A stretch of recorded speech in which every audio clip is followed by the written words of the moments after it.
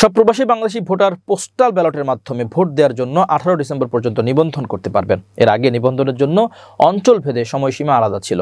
বুধবার রাত 12টা থেকে নতুন এই সিদ্ধান্ত কার্যকর হবে। বুধবার বিকেলে রাজধানীর আগারগাঁওয়ে নির্বাচন কমিশন ভবনে সাংবাদিকদের সঙ্গে আলাপকালে নির্বাচন কমিশন ইসি সচিবের জ্যেষ্ঠ সচিব আখতার আহমেদ এ তথ্য জানান। তিনি বলেন, এটি আগে অঞ্চলভেদে ভাগ করা থাকলেও এখন সবার জন্য উন্মুক্ত করা হয়েছে।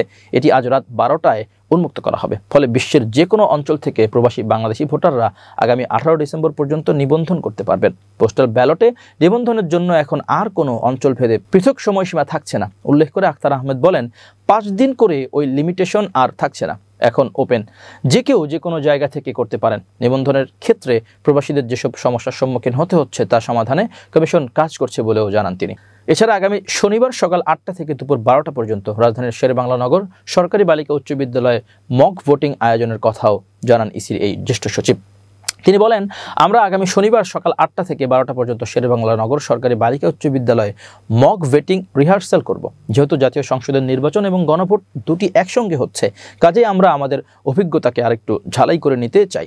গণভোট ও জাতীয় নির্বাচন একই দিনে হওয়ার অধ্যাদেশ জারি হয়েছে উল্লেখ করে আখতার আহমেদ বলেন, দায়িত্বের আভাস পাওয়ার পর থেকেই তারা মানসিক প্রস্তুতি নিয়েছেন। কাগজে কলমে ও মাঠ পর্যায়ের প্রস্তুতিও আগেই শুরু হয়ে গেছে এবং অগ্রিম প্রস্তুতি এগিয়ে রাখছেন বলেও জানান তিনি। নির্বাচন ঘিরে অপতথ্য রোধে ইসির সঙ্গে কাজ করবে টিকটক। এর আগে বেলা 3টার পর আসন্ন জাতীয় নির্বাচনে গুজব অপতথ্য ছড়ানো বন্ধে করণীয় ঠিক করতে সামাজিক যোগাযোগ মাধ্যম টিকটকের প্রতিনিধি দলের সঙ্গে বৈঠক করে নির্বাচন কমিশন। প্রধান নির্বাচন কমিশনের নেতৃত্বে অনুষ্ঠিত এই বৈঠকে অন্য নির্বাচন কমিশনাররাও টিকটকের 9 জন প্রতিনিধি উপস্থিত ছিলেন।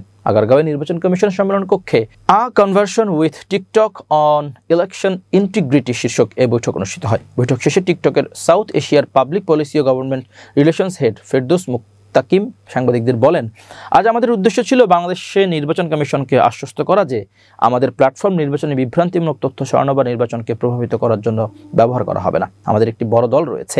নির্বাচন সুরক্ষার বিষয়ে পরিপ্রেক্ষিত নিয়ে আমরা কয়েক মাস আগে তাদের সঙ্গে বিস্তারিত আলোচনা করেছি। আমরা তাদের বলেছি যে আমরা আপনাদের সঙ্গে একসঙ্গে কাজ করব, যাতে আমাদের প্ল্যাটফর্মের মাধ্যমে বাংলাদেশের আসন্ন নির্বাচনে কোনো সমস্যা সৃষ্টি না হয়। টিকটকে অনেক ভুয়া অ্যাকাউন্ট আছে যার মাধ্যমে গুজব অপতথ্য ছড়ানো হয়। এগুলো রোধে কি করা হবে এমন প্রশ্নের জবাবে ফেরদৌস মুত্তাকিম বলেন, এসব তথ্য নিয়ন্ত্রণের জন্য আমাদের ভিন্ন ভিন্ন অনেক ব্যবস্থা আছে। আমরা সবসময় এসব নিয়ে কাজ করি।